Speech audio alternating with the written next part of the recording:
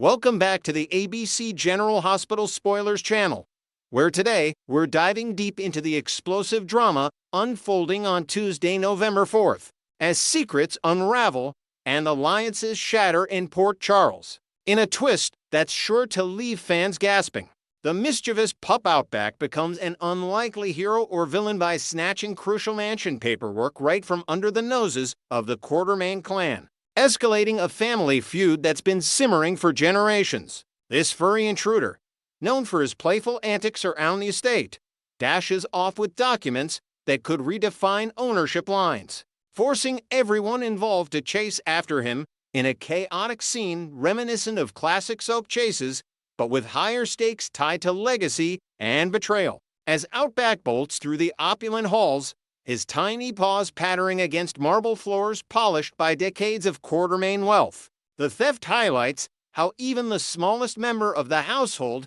can upend major power plays, adding a layer of whimsy to the otherwise cutthroat battle over the iconic mansion. Meanwhile, tensions ignite in Professor Henry Hank Dalton's dimly lit office, where Emma Scorpio Drake confronts her longtime rival Britt Westburn in a showdown packed with sharp words and unresolved grudges from their shared history of espionage and heartbreak. Emma, ever the determined investigator with her Scorpio heritage fueling her relentless pursuit, presses Britt for answers after stumbling upon her in this unexpected lair, her eyes narrowing as she recalls past deceptions that nearly destroyed her family ties. Britt, with her signature icy poise and a wardrobe choice of sleek black that screams calculated defiance, artfully sidesteps the barrage of questions, countering with barbs that poke at Emma's vulnerabilities, like her strained bond with her father or her lingering doubts about trust in Port Charles' shadowy underbelly.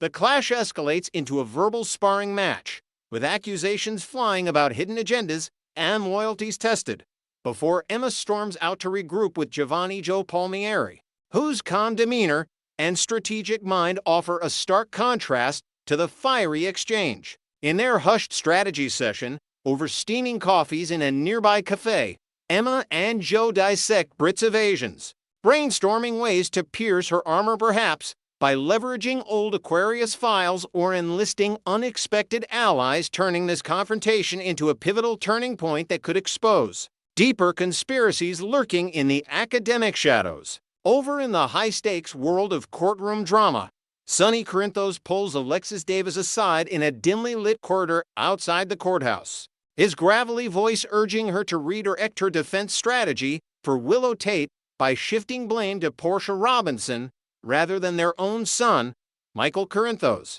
In a move that reeks of the mobster's pragmatic ruthlessness, Sonny, drawing from his own experiences dodging legal bullets through misdirection, paints Portia as the scheming co-chief of staff whose ambitions have long poisoned hospital politics, suggesting Alexis weave in tales of Portia's past cover-ups to make the accusations stick without hard evidence. Yet Alexis, the sharp legal eagle with a moral compass forged in years of family crises, pushes back fiercely, arguing that hurling unsubstantiated claims at a respected doctor like Portia could backfire spectacularly, tarnishing her reputation and Willow's case in one fell swoop. Instead, she counters with a more straightforward narrative, portray Michael as the bitter ex-husband fueled by revenge, desperate to eliminate Drew Kane and frame Willow in a web of jealousy and corporate sabotage that ties back to his Corinthos lineage. This debate underscores the ethical tightrope Alexis walks,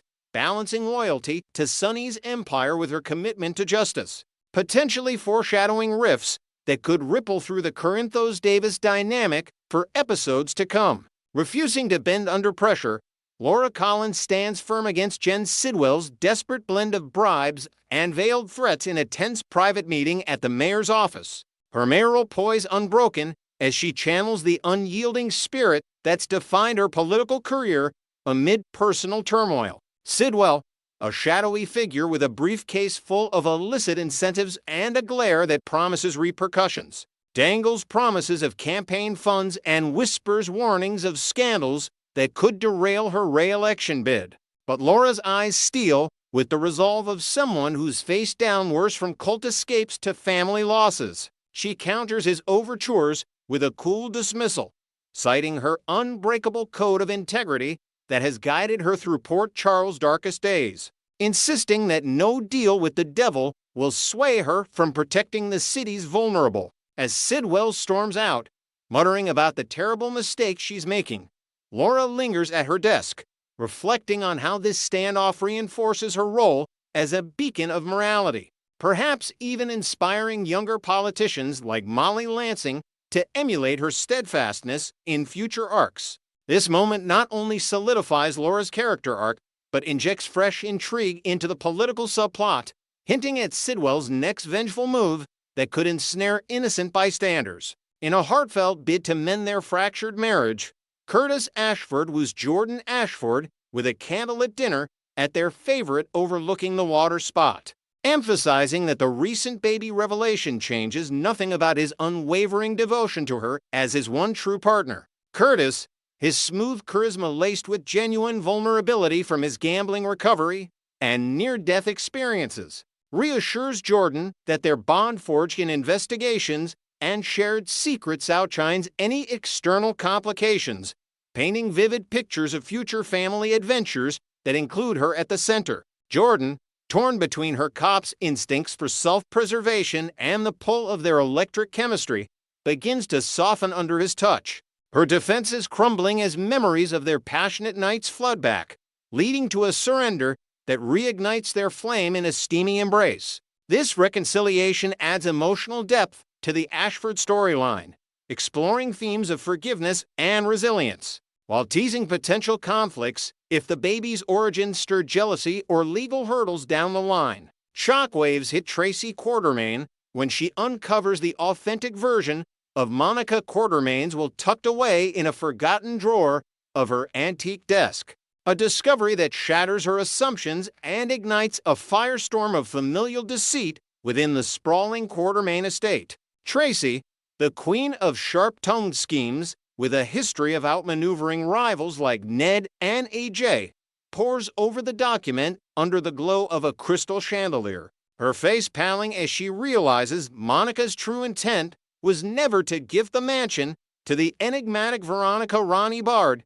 but to secure it for her own lineage. This revelation exposes an elaborate plot, possibly orchestrated by interlopers eyeing the property's value or hidden agendas tied to elk stocks, prompting Tracy to speed toward the residence in her vintage convertible, her mind racing with accusations and counter-strategies honed from decades of boardroom battles. As she arrives, the air thick with anticipation, Ronnie pauses at the signing table, her hesitation born from whispers of doubt about the windfall strings, buying precious seconds that allow Outback's interference to unfold. Drew Kane and Martin Gray lean in with persuasive urgency, their voices a mix of charm and insistence as they coax Ronnie to ink the deal swiftly, promising freedom from the Quartermaine drama that has ensnared so many before her. Drew, the Navy vet turned corporate warrior with scars from memory loss and wrongful imprisonment, stresses the finality of escape,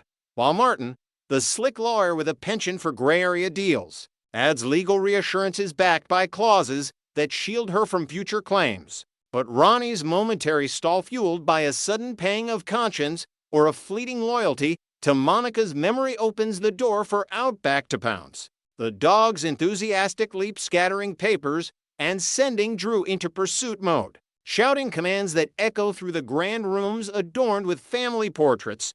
Drew gives chase, his athletic build put to the test as Outback weaves past priceless vases, amusing Michael Corinthos and Ronnie, who exchange bemused glances at the absurdity of a canine caper derailing high society intrigue. Once the papers are reclaimed, Drew redoubles his efforts, urging Ronnie with renewed vigor to seal the transfer and vanish into a life unburdened by Port Charles' endless cycles of revenge and redemption. Just as the pen hovers, Tracy explodes through the double doors like a force of nature, her designer heels clicking authoritatively as she brandishes the true will, ready to dismantle the fraud with revelations that will crown her the undisputed ruler of the manor once more. General Hospital spoilers tease that Monica's heartfelt bequest favored Tracy's stewardship, ensuring the house remains a Quartermain stronghold and paving the way for epic clashes that redefine family loyalties in the weeks ahead. Next, we will learn about the brewing drama surrounding Michael Corinthos and Willow Tate, where their long-awaited reunion feels more inevitable than ever amid swirling accusations and heartfelt family ties. In the glittering, yet treacherous world of Port Charles, few love stories have captured hearts quite like the one between Michael Corinthos and Willow Tate. Picture this, a couple who once strolled hand in hand through sun-drenched parks, sharing whispered dreams of a future filled with laughter and stability for their growing family. Their marriage wasn't just a union, it was a sanctuary built on mutual respect, shared hardships, and an unshakable commitment to one another. Willow, with her fierce independence and nurturing spirit, complemented Michael's protective nature perfectly, turning ordinary moments into cherished memories. But as with many tales in the soap opera realm, bliss was short-lived. A cascade of betrayals, secrets unearthed, and external pressures shattered their idyllic bond, leaving fragments scattered like broken glass across the Quartermain estate. Yet, in the unpredictable tapestry of General Hospital, shattered doesn't always mean irreparable. Fans have long speculated that beneath the rubble lies a foundation strong enough to rebuild, especially when children's futures hang in the balance. Imagine the emotional depth of a storyline where old flames flicker back to life, not through grand gestures, but through quiet realizations of what was lost. This narrative arc draws parallels to classic GH couples like Sonny and Carly, who weathered storms of infidelity and danger only to emerge renewed. For Michael and Willow, their past happiness serves as a beacon, reminding viewers that true love in Port Charles often defies the odds, evolving through pain into something even more profound. Fast forward to the present chaos, and Michael's priorities have shifted dramatically toward shielding his beloved children, Wiley and Amelia, from the shadows cast by Willow's current predicament. As a devoted father, Michael has always placed family at the forefront, his decisions often laced with the weight of legacy from the powerful Corinthos and Quartermain bloodlines. Wiley, the spirited boy who's grown under Michael's watchful eye, represents innocence amid the town's constant intrigue, while little Amelia embodies the hope of new beginnings. Right now, Michael's stance is unyielding. He's erected emotional barriers, viewing Willow's actions as a direct threat to their safety and well-being. This protective fervor isn't born from malice, but from a father's instinct to preserve the fragile peace his kids deserve. Willow's imprisonment at the notorious Pentonville Correctional Facility adds layers of tragedy to this divide, painting her as a fallen heroine in a web of deceit. Behind those cold bars, she insists on her innocence in the shocking shooting of Drew Quartermain, a pivotal event that rocked Port Charles and exposed fractures in alliances long thought solid. Willow's claims that Michael masterminded a frame-up against her stem from overheard conversations and suspicious timmings, fueling a courtroom drama that's gripped audiences. Picture the tension in those sterile visitation rooms, where accusations fly like daggers, yet glimpses of their former tenderness peek through. A lingering gaze, a hesitant touch. Despite the severity, this rift mirrors other GH sagas where lovers clashed violently, only to find forgiveness. Take Luke and Laura's infamous history.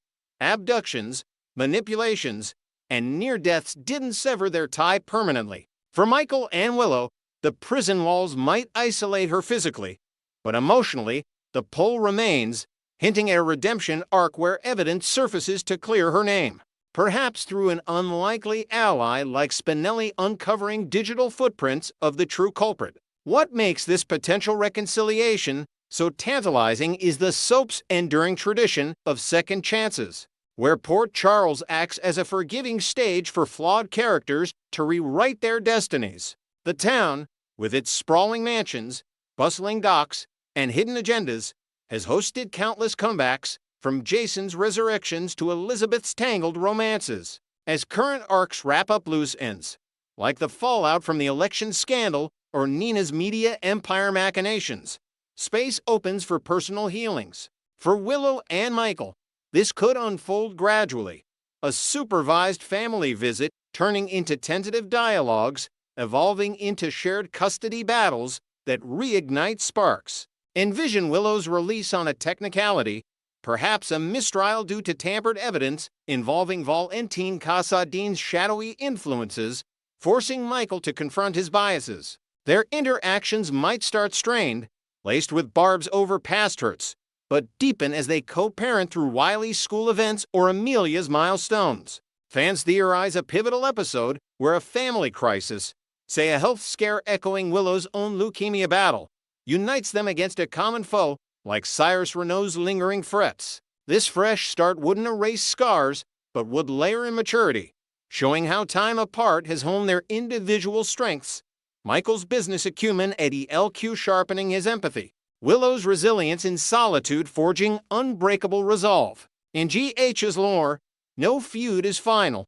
Even the most venomous betrayals, like those between the Spencers and Casadinis, pave the way for uneasy truces that blossom into alliances. Thus, Michael and Willow's path, though winding, aligns with this pattern, promising a reunion that feels earned and electric. At the heart of this storyline's magnetic pull lies the undeniable alchemy between portrayers Caitlin McMullen and Rory Gibson, whose on-screen synergy elevates every scene to must-watch status. Since Gibson assumed the role of Michael in late 2024, replacing the beloved Chad Duell, he's infused the character with a fresh intensity, a brooding charisma that blends seamlessly with McMullen's portrayal of Willow's fiery vulnerability. Their chemistry isn't manufactured, it's a natural rapport that crackles during arguments, softens in vulnerable exchanges, and ignites in rare moments of accord. Consider a recent episode where they clashed over visitation rights. Gibson's steely gaze met McMullen's defiant stare, creating a storm of unspoken longing that left viewers breathless. This duo complements each other masterfully. Gibson's grounded presence anchors McMullen's emotional whirlwinds, allowing her to explore Willow's multifaceted grief and anger without overplaying. Off-screen, their camaraderie shines too. Whispers from set insiders reveal collaborative script readings where they brainstorm nuances, ensuring authenticity in their portrayals. Fans have flooded social media with edits and threads praising this pairing, dubbing them Willow 2.0 for revitalizing a fan-favorite couple. Ignoring this dynamic would be a disservice to GH's legacy of pairing actors who spark.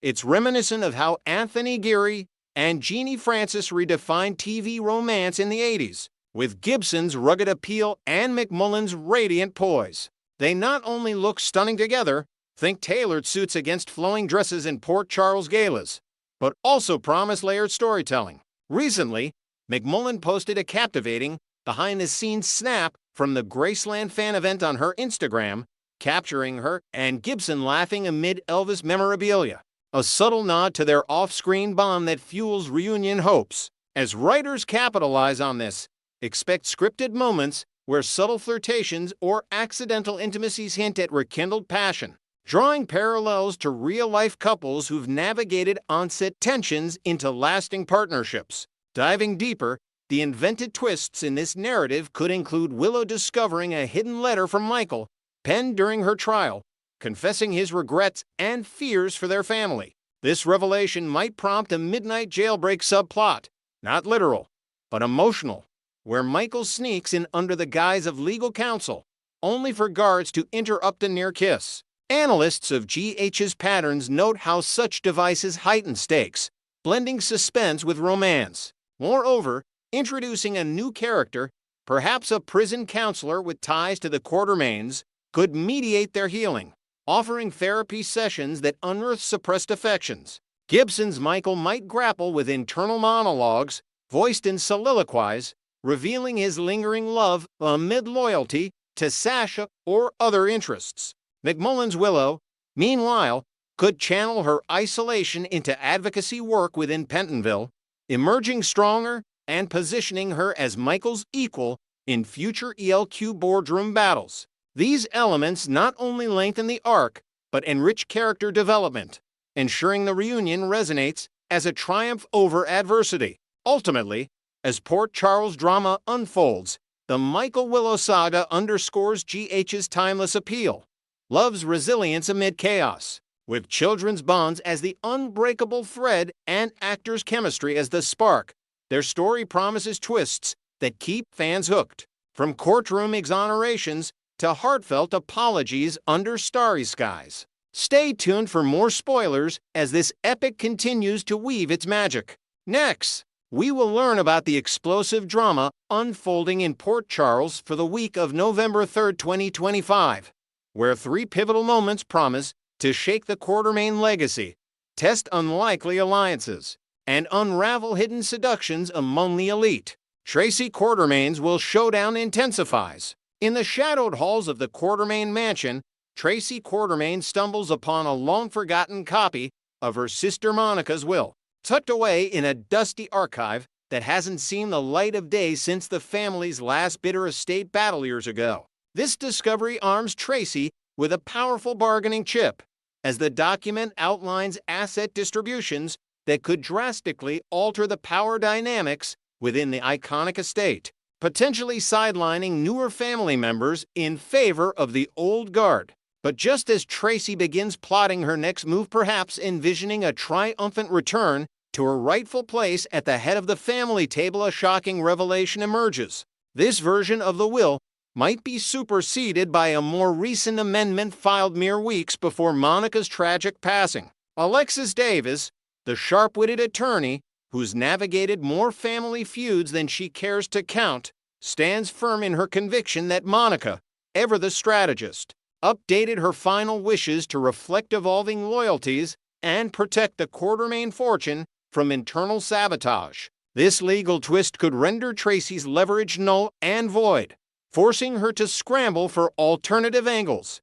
like digging into procedural flaws or rallying disgruntled relatives who feel shortchanged by the changes. Wills in Port Charles have a notorious history of being contested, from forged signatures to coerced revisions, and Tracy's aggressive style might push her to challenge the validity in court, dragging the entire clan into a media frenzy that exposes long-buried secrets about Monica's final days. Enter Brooklyn Ashton, the cunning Quartermain heiress who's been quietly orchestrating the sale of the family home to Drew Kane, a deal struck in the heat of financial desperation to fund her own ambitious ventures outside the corporate shadow. Brooklyn's second thoughts bubble to the surface as she weighs the emotional weight of handing over the keys to a man who's both ally and adversary.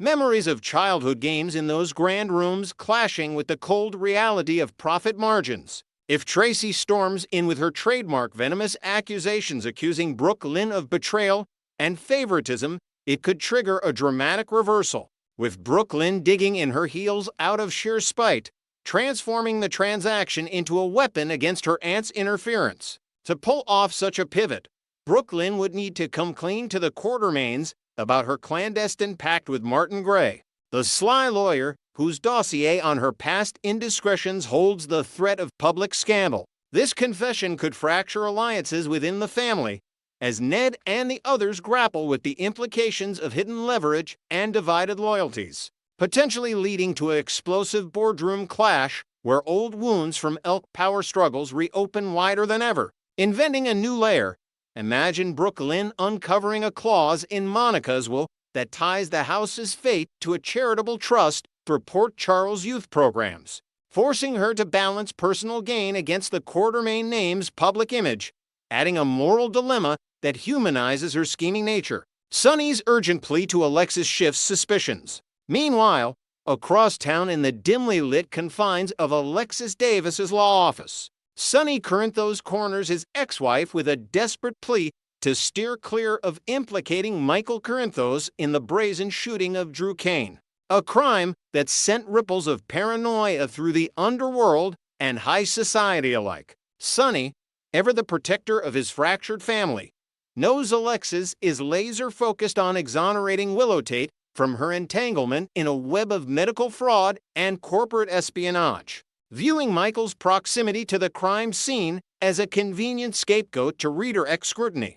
But pinning it on his son would ignite a firestorm within the Corinthos clan, unraveling the fragile peace Sonny has fought to maintain amid his own battles with rival syndicates. Alexis, balancing her ethical compass against the high stakes of Willow's freedom, listens intently as Sonny lays out a counter-narrative, suggesting an overlooked suspect like a vengeful associate from Drew's military past or a corporate saboteur tied to ELQ's latest merger woes. This strategic maneuvering highlights Sonny's evolution from impulsive mobster to calculated advisor, drawing on his decades of evading FBI traps to offer Alexis a silver platter alternative, perhaps fingering a shadowy figure connected to the Casadinis, whose offshore accounts could provide the financial trail needed to clear Willow without collateral damage. The conversation crackles with tension as unspoken history between Sonny and Alexis,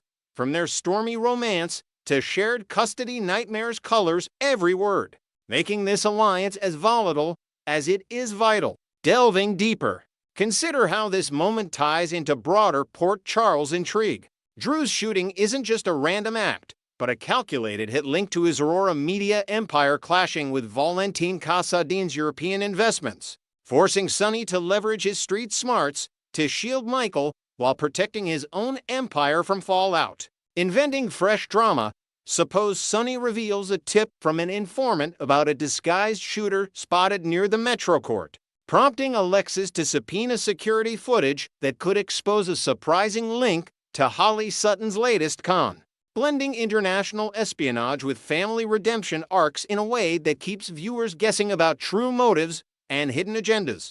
Ava Jerome captivates Jen Sidwell in a seductive power play. Shifting to the opulent undercurrents of Spoon Island, Ava Jerome turns heads and raises stakes by dazzling Jen Sidwell, the enigmatic financier whose arrival in Port Charles stirs whispers of offshore deals and untapped fortunes waiting to be claimed. Ava, with her signature blend of charm and cunning, deploys her flirtatious arsenal during a high society gala at the Jerome Gallery, where subtle glances and whispered promises leave Sidwell utterly impressed by her business acumen masked as playful seduction. This encounter isn't mere flirtation, it's a calculated step for Ava to reclaim influence lost after her Windermere exile, positioning herself as the gateway to Port Charles' elite networks that Sidwell covets for his expansion plans. Sidwell, a newcomer with a reputation for spotting diamonds in the rough, finds Ava's blend of artistic insight and ruthless negotiation irresistible, especially as she pitches a collaborative venture involving rare Casadini artifacts unearthed from the island's forgotten vaults. Fans might speculate on the thrill of Ava maneuvering her way back into Windermere under the guise of this partnership, slipping past guards and ghosts to access hidden ledgers that could expose Nicola's Casadin's lingering financial ties. A bold reclamation that blends romance with revenge. Adding inventive flair, envision Ava staging a private tour of the castle's secret chambers, where she uncovers a locket engraved with Sidwell's family crest, forging an instant bond that propels their alliance into dangerous territory, complete with late-night strategy sessions overlooking the stormy Atlantic. Yet, this seduction carries risks. Ava's history of volatile entanglements could backfire if Sidwell's impressed facade hides a ruthless agenda, perhaps tied to laundering funds through her gallery, forcing her to navigate a minefield of trust and betrayal while shielding her daughter Avery from the fallout. The scene promises visual splendor, with Ava in a crimson gown that echoes her fiery spirit, as Sidwell's admiration evolves into a tentative offer that could redefine her status in Port Charles society. Britt Westburn's secret exposed sparks a chain reaction. As tensions simmer on Spoon Island, Britt Westburn faces a heart-pounding bust when Emma Scorpio Drake catches her in a compromising huddle with Professor Henry Hank Dalton, the scholarly newcomer whose intellectual pursuits mask deeper mysteries in Port Charles academia. Britt, quick on her feet, spins an elaborate cover story attributing their meeting to a collaborative research project on rare medical toxins derived from Casadini experiments. But Emma's sharp instincts, honed from years of shadowing her parents' spy games, pierce through the facade, sensing the electric undercurrent of something far more personal. This discovery reignites old grudges, as Emma recalls Britt's rocky history with the Scorpio Drake family, including clashes over patient care and ethical boundaries during past hospital crises. Complications mount when Emma connects the dots to Rocco Falcone's recent revelation of his biological ties to Britt, a bombshell that already strained family dynamics and now fuels Emma's determination to protect her loved ones from potential heartbreak. Alerting Giovanni Joe Palmieri, her trusted confidant in the medical community, Emma sets off a ripple effect, with Gio's insider knowledge of Hank's controversial grant funding raising red flags about conflicts of interest that could jeopardize Britt's career at GH. Later, Emma teams up with Charlotte Casadini,